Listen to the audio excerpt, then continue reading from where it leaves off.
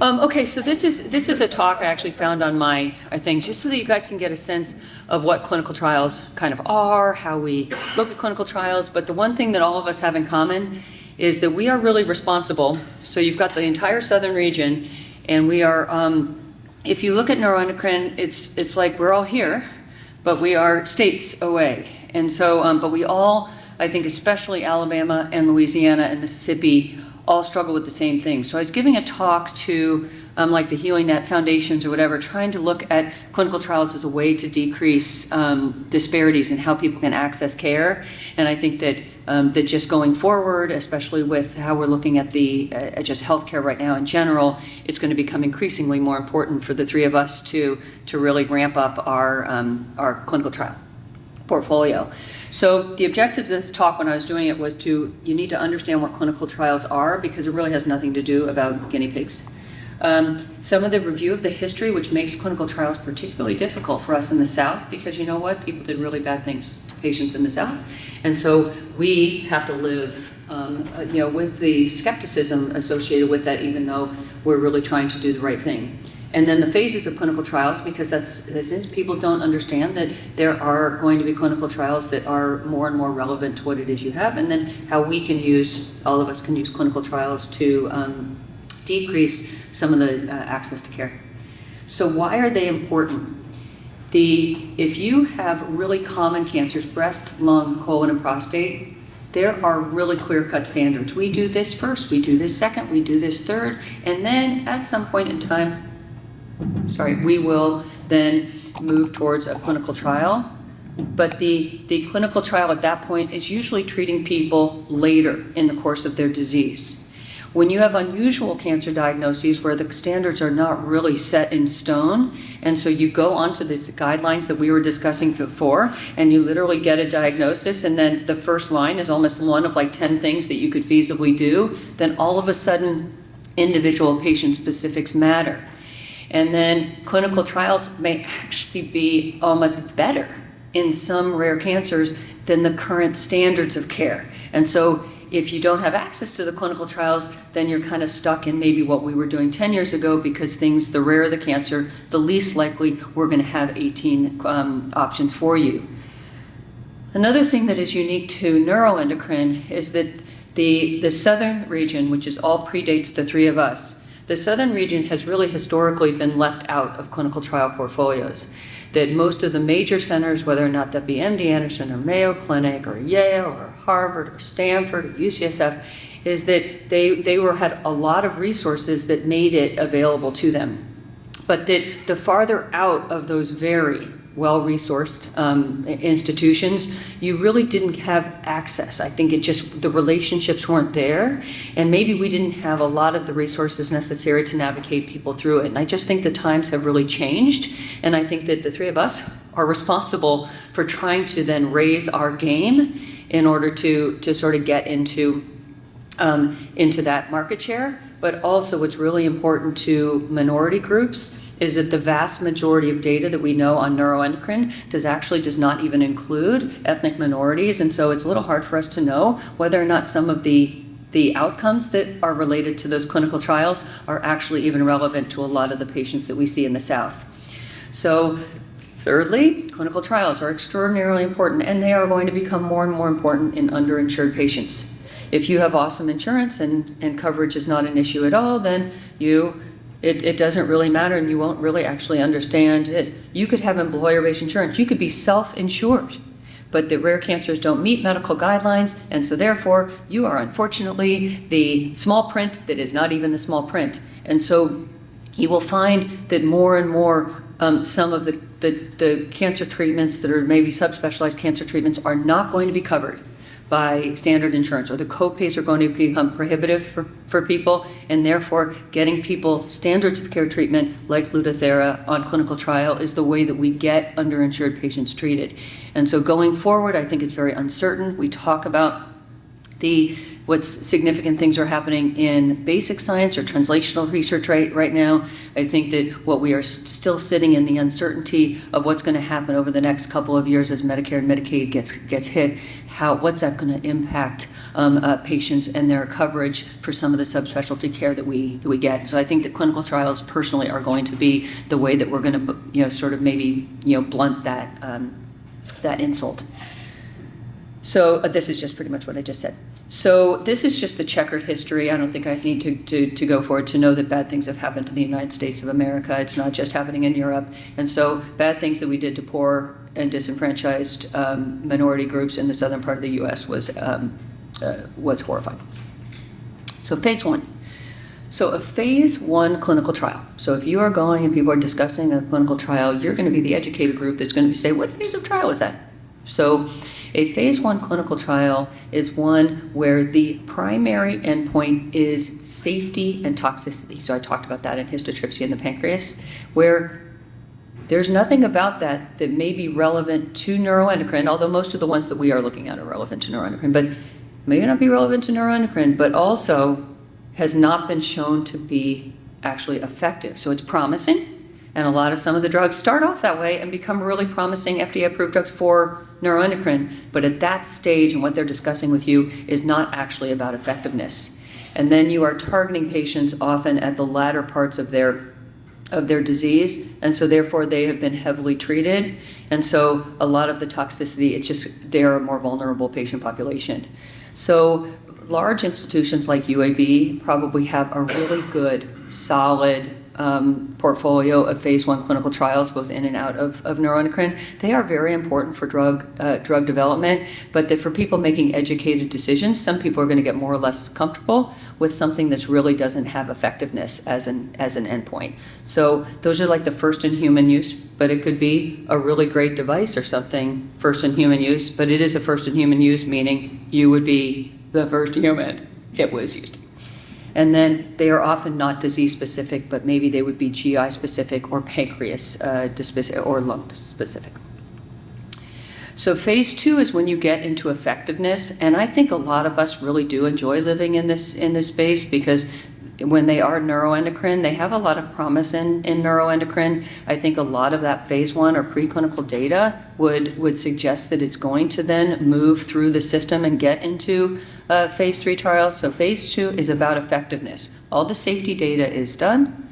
This is about effectiveness, and it's not always going to be disease specific, but it may be mechanism specific. So a lot of that stuff that you hear about Keytruda at the Super Bowl, all of that may have been coming out in lung cancer, but now those are shifting, and we're using a lot of those immune modulators in other diseases. Those are phase 2, meaning that we're trying to look at the effectiveness of a known drug in a specific type of disease. So there has been proof of concept, but that we're trying to determine the effectiveness, and then that there's adequate preliminary evidence. So a phase 2, I actually really do enjoy working in that space, because you don't have to then have a lot of the issues with a vulnerable patient having a lot of toxicity.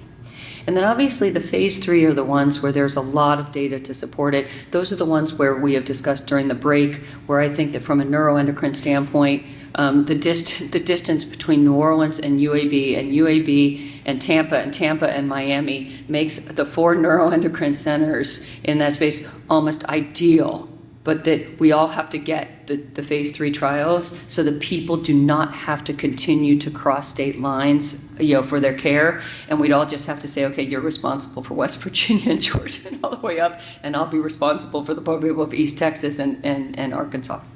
But that oftentimes they will be required for FDA approval. So although the Crinetics phase 2 trial was actually a wildly positive phase 2 trial, it is clearly effective, but that the criteria for getting into that phase 2 trial was that you needed to have either flushing or diarrhea. You didn't have to have both, but that you had to choose one. So most people chose diarrhea. It worked phenomenal. All was awesome. And then the FDA said, hold the phone. I'm not going to give you this until you actually test it in flushing, because diarrhea can be for other reasons, and flushing is more specific for neuroendocrine. So although I was sort of hopeful that we could just pass by, and I'm sure that the Crinetics people were too, we just are doing the phase 3 in Flushing, but I don't think there's any doubt that that is ultimately going to make it to market. And for all people that don't want to get injectables and or want an alternative, it's probably going to be a pretty easy sell. So the treatment is effective, and it has been deemed effective in your problem.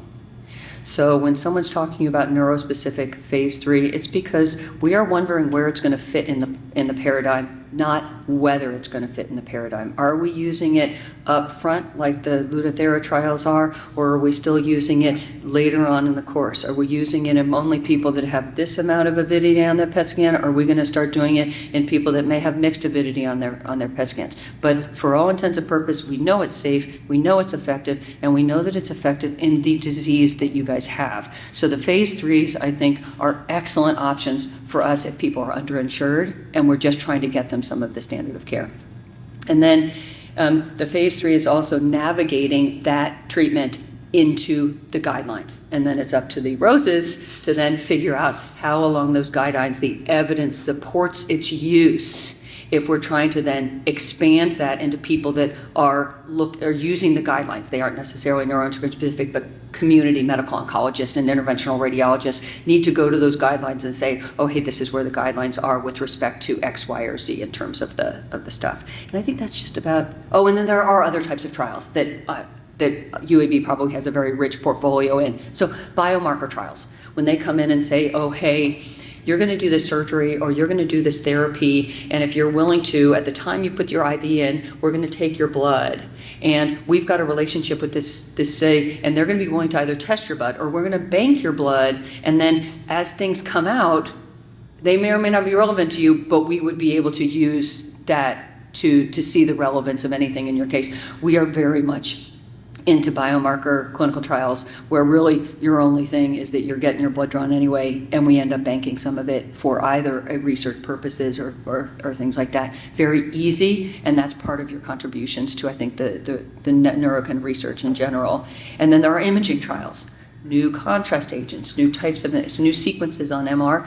Del Rivera has I think, another thing that you could probably look on the NCAN site where she does talk about some of the imaging trials they have. There are new diagnostic radioisotopes that are coming down the pike trying to look at whether or not they would be relevant for PRRT. So I think imaging trials, personally, and that's what I was talking to Graham about during the break, is the new imaging trials are going to be, if we lose coverage for the somatostatin receptor PETs and the co-pays go up to any worse than they already are, which is getting up towards around $2,000, $2,500 on a copay of a PET, then it's going to be really nice to have a copper imaging clinical trial available for those patients. And then our strategy regional has really just been to focus on things that are neuroendocrine specific and are going to be really relevant to the types of problems that we have, of which I believe that the three of us have the same types of problems. Okay, and then I think that that now we can just, this, because you guys are from this area, these two are going to be able to answer whatever questions they have about like their portfolio or whether or not I brought up any things that jogged your memory on why you would or would not want to participate in a clinical trial. Anybody have any questions? We'll start in the back. Yes, I would like to know, with the clinical trials, from my understanding, that there always has to be someone that gets the placebo. In other words, there's someone that does not get the medication. That would be my only holdup and my concern with participating with the clinical trial, is that I would not want to be the patient not getting the medication. Right. Yeah, so I think that is, there definitely are clinical trials that are comparing a placebo versus a new drug, but most of these trials are going to be comparing against the gold standard. And the gold standard could be, if we don't have one, a placebo. But for us, it's going to be somatostatin analog, or it's going to be against Lutathera, or it's going to be against surgery or something like that. So, the way we design a clinical trial is we never want to hurt anybody with it. You're going to get the baseline best gold standard clinical care versus something that may be better, may be worse. We don't know. That's why we're doing the trial. And each clinical trial at Birmingham is different, right? So you're going to know ahead of time if that trial has a placebo arm. So you can choose, this is the trial option, this is the standard of care option. Do I feel comfortable going on a trial that has a placebo arm, right? And we ideally don't like to do this, but and sometimes if it's a blinded study, you may or may not know if you're getting actual treatment or if you're getting placebo, right? So it depends. Any questions? We can't do it without a microphone there because we're recording. Nobody knows what the question is. Oh, if we repeat the question, is that okay? Yeah, or I can run. We'll run the mic to him. Yeah, where's the question?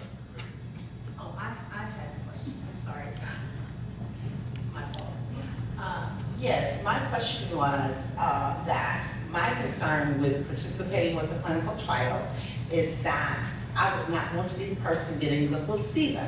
That would be my reluctancy to participating with a clinical trial, because if I'm the one getting the placebo, I'm not going to participate because I want to make sure I'm actually getting the drug or whatever the treatment is that is being prescribed. Yeah. Yeah, I can give you an example of something that's happened recently. There's an NCI trial. You guys are probably familiar with it. There's an NCI trial right now on whether or not we give post-surgical chemotherapy to pancreatic neuroendocrine tumor patients that have high-risk features. So you take out a neuroendocrine tumor of the pancreas and we stage it just like we've always done, but that there are going to be certain things that we worry about on the histopathology. And right now the standard of care is that if all measurable disease was removed, we do not give additional therapy. But the odds in that case are that there is probably a well over 50-50 chance that those patients are going to recur. So just like we give post-surgery chemotherapy to a lot of other things, colon, lung, you name it, it just hasn't been part of the standard of care for neuroendocrine. So that's why you have a clinical trial, because currently our standard is to watch, which is placebo. And so then they put together a clinical trial and they say, okay, these are going to be the high risk features, and then we're going to then stratify the people. And that some people are going to go into what we currently do, watchful wait, and certain people are going to get the drug. And I will tell you, I saw 3 people almost in the same week and couldn't get them beyond exactly what you're talking about. One woman was a medical professional and had already decided that she was going to want chemo. So she was just saying, hey, but I already talked myself into it. I'm someone that's going to do, I want to do more than less. I don't want to take any chances. There was no way I was going to say, well, you aren't really taking any chances because currently we just follow you. So then the next person was the exact opposite. She's like, oh, no. I would want to be in the watchful waiting arm or whatever. So why I don't push people to participate unless obviously I believe it's the only way I'm going to get someone treated. Like if the other arm is going to be a standard of care somatostatin receptor analog and they can't afford that analog, and the one arm is going to be the chemotherapy, it's completely reasonable, I'm going to be like, well, we're going to have to do this because either that or you're getting nothing, and that's just a worse situation. But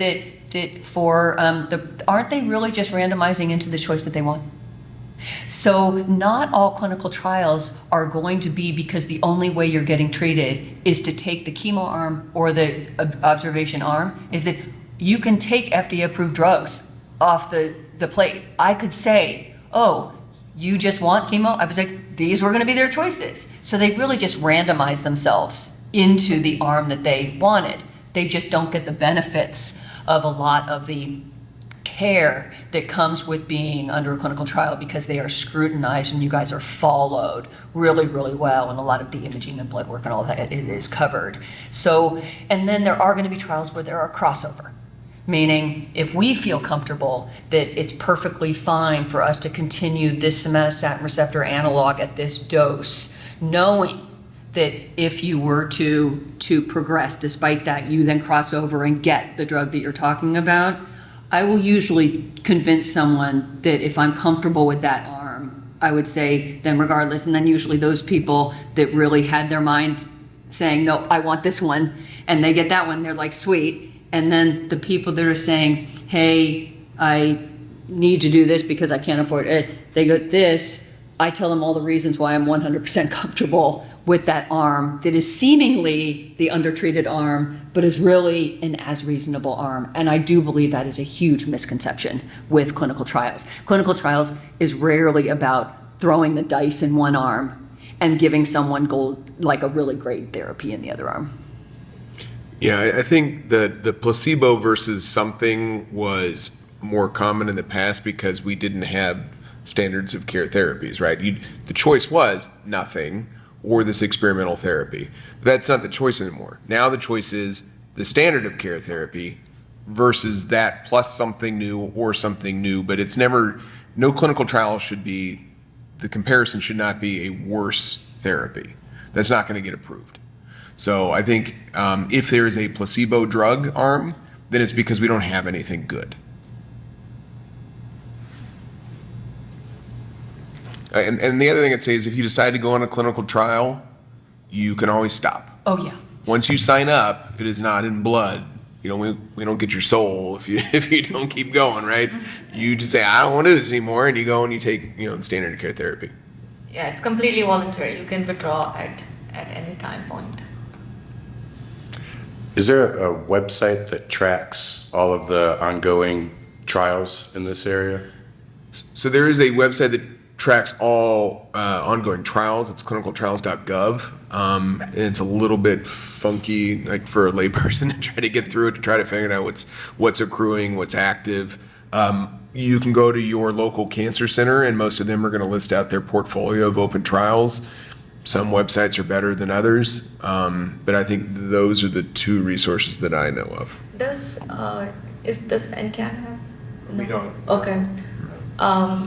Yeah, your provider will of course know which trials are available. Like if you're looking at your center that you're getting treated at, of course they're going to give you that information. And usually, like if I'm seeing somebody, I will know what trials are going on. So I will share that information and let them know that this is a trial going on at this place, and this may be appropriate for you or not appropriate for you. And if you come across a trial at clinicaltrials.gov, you can discuss with us that, hey, I saw this, what do you think about this? Yeah, what we've been doing, our strategy, because we manage patients from all over, and so we have a lot of partnerships with community oncologists, is that since we live in these rural states, it's more that we need to educate you to know to ask. And then it's really on us to then continue to communicate with our referral base, because a lot of people will still get their day-to-day care in the community. And then a lot of our patients won't necessarily come back to us or onto my radar unless they're at a fork in the road where something has happened. And so I think we can do a better job, and I do believe that the partnerships that we all have is that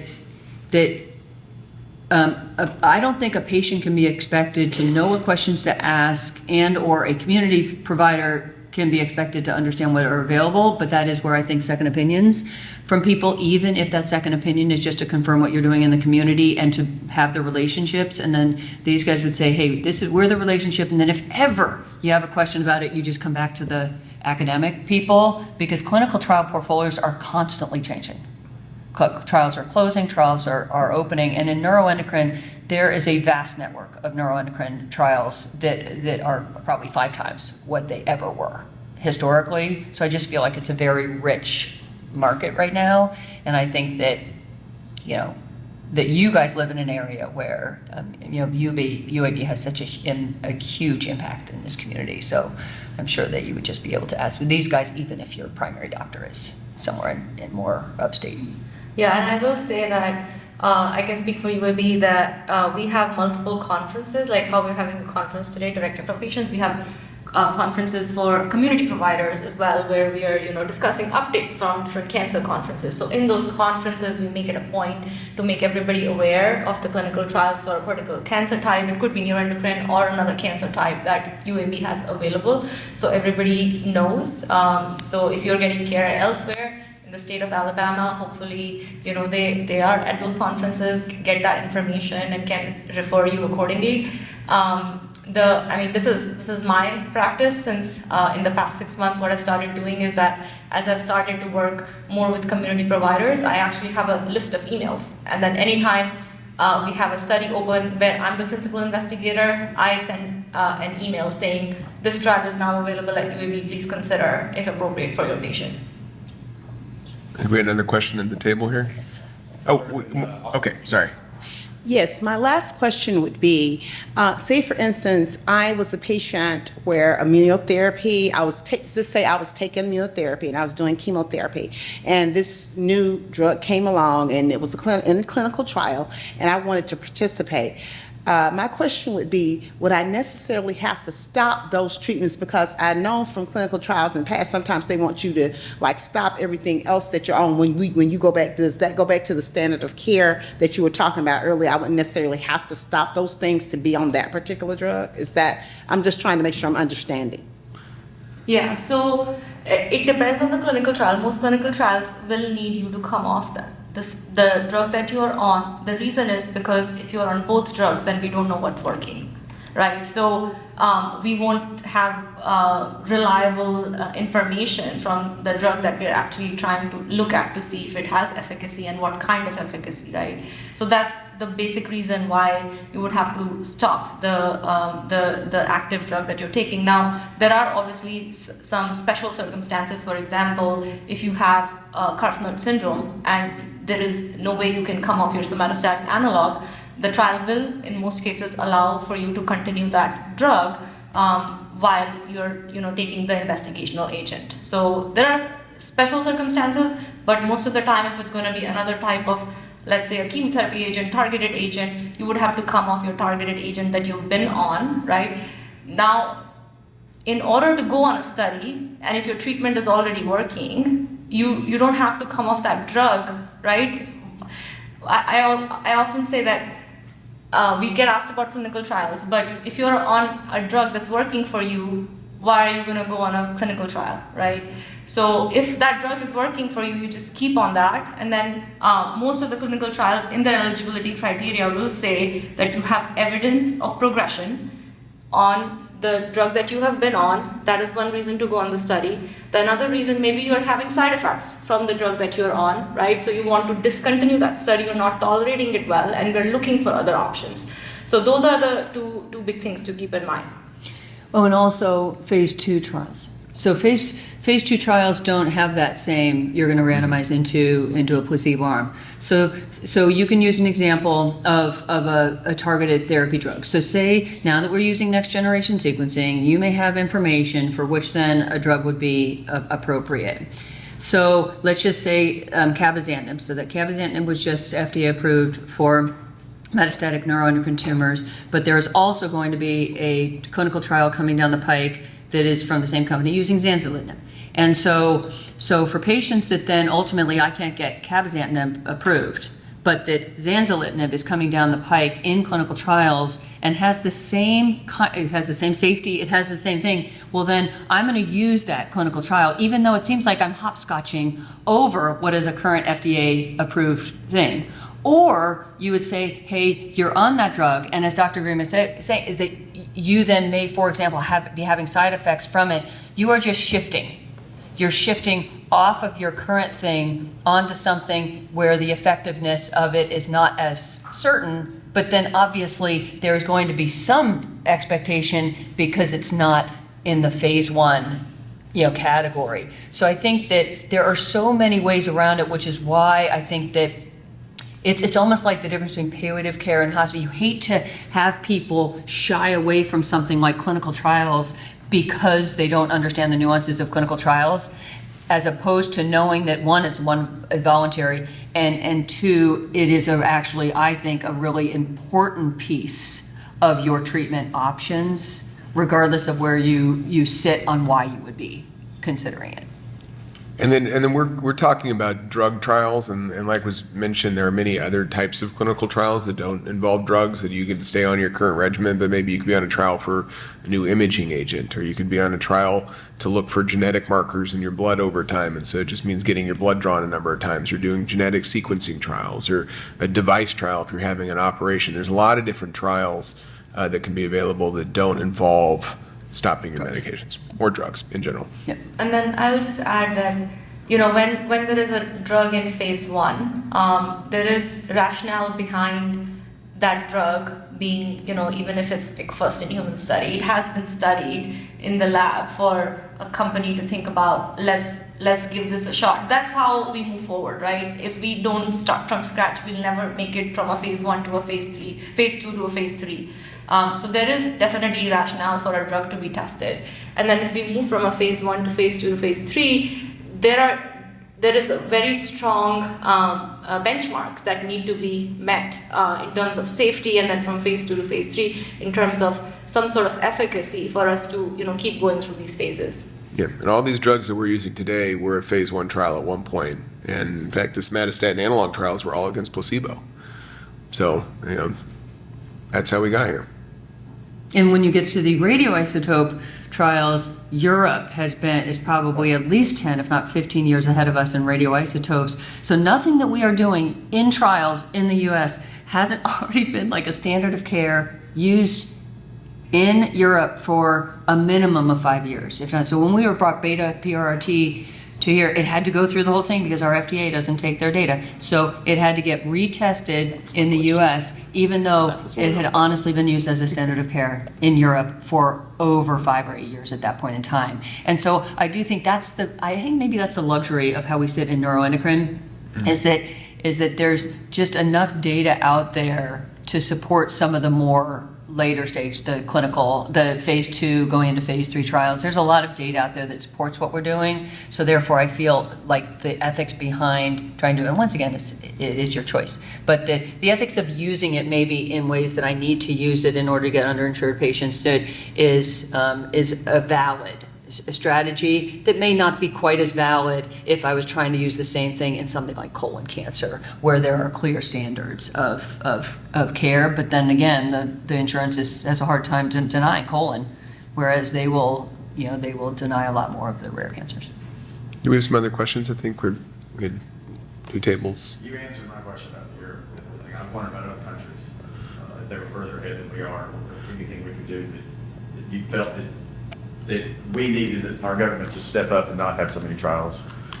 Yeah, I think that's, it depends on the space. I mean, I do think that our regulatory framework, for better or for worse, does slow things down. And that was put in place for safety reasons. I think, if we move too fast, then you can harm people. But if you move too slow, you can harm people, right? You don't get them the therapy that they need on time. And so, I think hitting the sweet spot is hard. I think we probably have overregulated a little bit recently in some spaces, but I do think that if you're going to pare things back, it has to be in a rational, thoughtful way, and you don't just pull the rug out and see what happens, right? I think that is the wrong way to do it.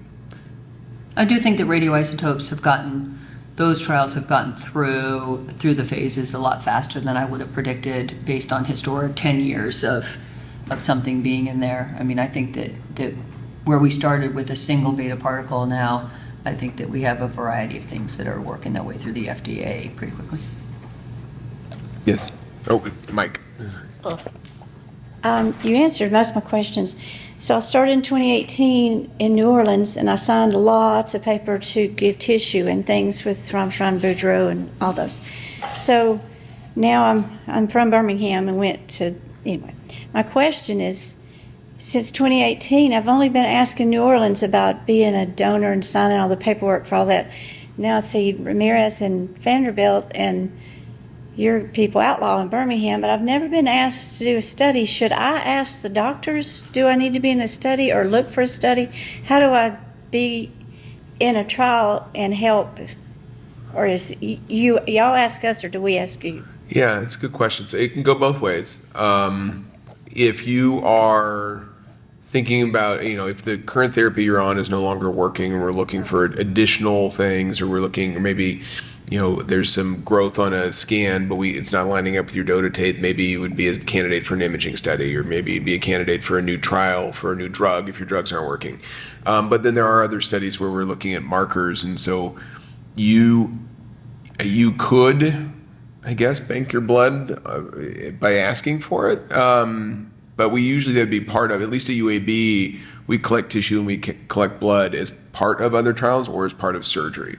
So when we operate on you, we consent you ahead of time to bank your tissue and bank different things as part of the operation.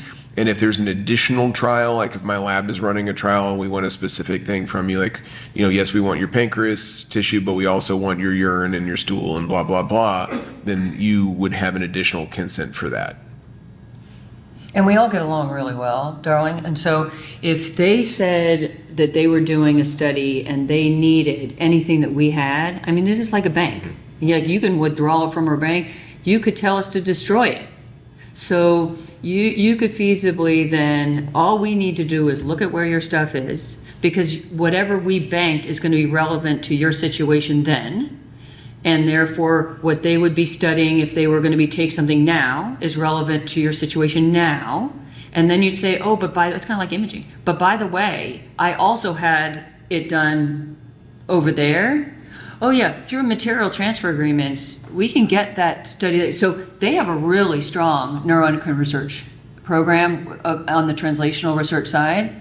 And so you do bring up a very good point, because I think that I wouldn't have necessarily remembered that, right? And so you would have had to been like savvy enough to say, hey, wait a second, I do have it banked over here, and I don't exactly know what they banked, but we'd be able to figure that out for you. And then you'd say, oh, Dr. Malocchio, they're doing a study here that requires this. You're really just asking me whether I have that. And then I then, through a material transfer agreement, then can transfer that to them. I'm local, it would make sense that local people could donate everything you need to help with your studies if you need it. I wouldn't know to figure to say, here I am. Yeah, and for people who are running clinical trials, especially on the basic science or translational side, getting access to those samples, it can be a challenge getting to the people, right? How do we notify people? How do we make you aware? And those systems, as was mentioned by Dr. Malocchio, have been robust and well established in the coasts, and not so much here in the South. And so the infrastructure, the machinery, that when a person walks through the door, there is a swarm of different clinical trial coordinators that come in after the doctor sees you that said, hey, we've screened you ahead of time. We know you're eligible for these 9 studies in our science lab here. Can we have this, and this, and, clipping of your toenails? And that's great. The clinical trials office at UAB is not that robust. It's good enough that we can say, okay, we have a trial, and can you, when you see a neuroendocrine patient in your clinic, remember to call me? Yeah, I mean, that works sometimes, but I get real busy and I got 3 patients and I'm an hour behind, and I forget, right? So I think that if you want to advocate for it and ask, that's great. It's always a good reminder. But you were biobanking after a surgery. Yeah, we do that reflexively. Yeah, so we do that routinely. So if you're having an operation, part of the consent is, can we keep a piece of your tissue? But that there's nuances about how we do that and how we store it and how it can be used for different things in the future. And so we want to look for a very specific study. Sometimes the standard way that we save the tissue is not good enough for that study, so we have to do it a very specific way, and that requires additional machinery to tell the pathologist, don't just shove it in formalin, it has to go in this special solution, or it has to get frozen this quickly, or it has to get cut this way, or something like that. And so there can be some nuances to it. And usually the way we kind of think about it, especially like if you're not going to have surgery and you've been doing fine on the treatment that you are, then we don't want to put you through a biopsy for no reason, right? But if you're gonna have a procedure for some reason, if you're gonna have a biopsy, then we can try to get some additional specimen, after talking to you. That would you be willing to, like Dr. Rose said, biobank from the, when you're having surgery, but we could do that at the time of the biopsy as well. And some of the studies will also require or have biopsies built in as part of the study, so these kind of tests can be run. They're not always mandatory, they're sometimes optional. So like before you start the drug, we would do a biopsy, and then once you've been on a particular drug for a period of time, then you do a biopsy. But the reason you probably haven't been asked to donate anything is because there hasn't been like a reason to, or you haven't had surgery at UAB, or you've been fine on the treatment that you've been on. And as much as all of us would love to have all of this material to study, there's a cost associated with it, right? And so, these freezers cost money, the people who process it cost money, and all these things. And so, yeah, it's great if we could just save all these things, and every time a patient comes in, we get every bodily fluid known to man. But somebody's got to pay for it, and so we can't do that. And so we take, at minimum, what we're going to take as part of your clinical care, which is we take the tumor out. That's going to make it better, hopefully, and then we take a little piece of that, we stick it in a freezer, and hopefully somebody can use it in the future. Yeah. I was really surprised. I had my tumor taken out in 2007 in this little redneck hospital in my hometown. And when I finally found a net specialist, I went to Yale, and I called that little redneck hospital, and they still had my tumor from 2007, and I had it transferred to Yale so that they could check it over and retest it for me. But I was surprised, so don't be afraid to ask, because I thought there's no way. It's been so long. They don't still have this. They don't have room for it. They've gotten rid of it, but they did have it, and I had it sent to Yale to get it tested. So. Yeah, they're required to keep it as part of your archival tissue for X number of years. What Dr. Rose was saying is that then whatever studies are going to be on that is going to have to be relevant to a paraffin block, to that archived tissue. And I'm telling you, researchers can do more and more on that archived tissue because it is something that is required to get. And so you as the patient would be able to then get your pathology reread or something like that, but that some of the more sophisticated things that you may read about or see on the news and immune modulation, those types of things I think are going to be a little harder to get when you're trying to get it out of a paraffin block or out of a freezer where it's been frozen. But to do a KI67, you totally can. Yeah, you absolutely can, yeah. Yeah, so just like anything you put in your freezer, the longer it's in there, the more freezer burn it's going to get, right? So you're pulling out a piece from 20 years ago is not going to be very good. I wouldn't eat that steak.